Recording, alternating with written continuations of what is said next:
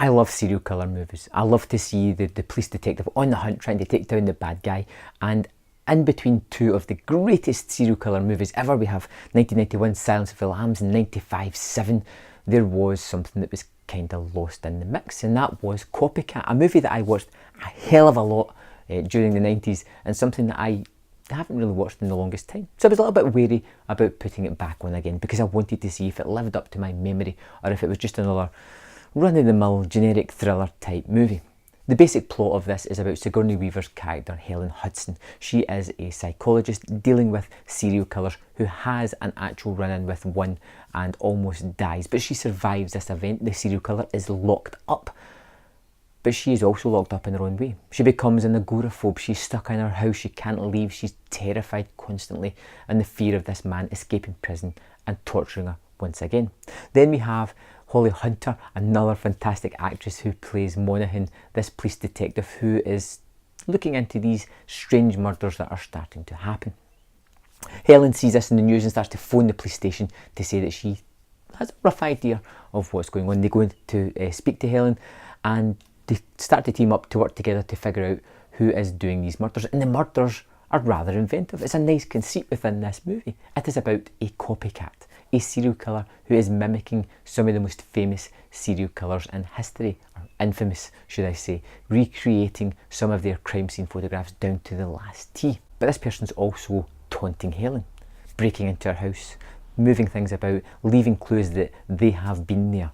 And it becomes a movie that is rather entertaining, extremely thrilling, that has twists and turns that, even though I kind of knew it was coming, but still felt fresh, it still felt entertaining, and it was still highly enjoyable, even now after 23 years since it's been released. This is one of these movies that I feel has been lost in the shuffle. Don't know how, don't know why, but I do know if you're on Amazon UK Prime, you can get it right now. It's streaming there for free, and I suggest checking it out. This has a host of actors in amongst it as well, all noticeable faces, and you'll be surprised how many you see along the way. But the most interesting thing about this is the leads. You have Sigourney Weaver and you have Holly Hunter. You have Helen and Monaghan, two very strong women as the lead roles in this movie.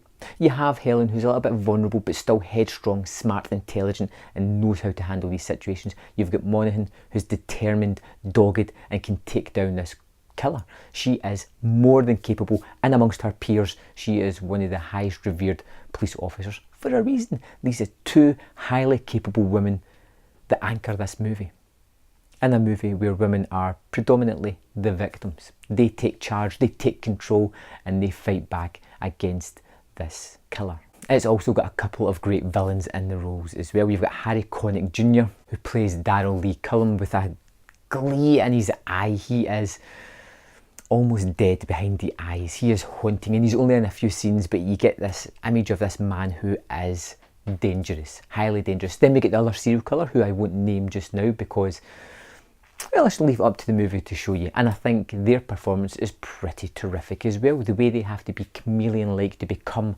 these different killers that they're going to be, or to set the stage to sort of emulate those colours. It's a great conceit, it's a great idea, it's well acted, it is thrilling, suspenseful, entertaining, and a worthwhile watch. Unfortunately, it does get lost in between Silence of the Lambs and Seven, and that's fair enough. Those are better movies, but in the slew of imitators that came out, this was one of the best. This was one of the movies that should not have been lost to time.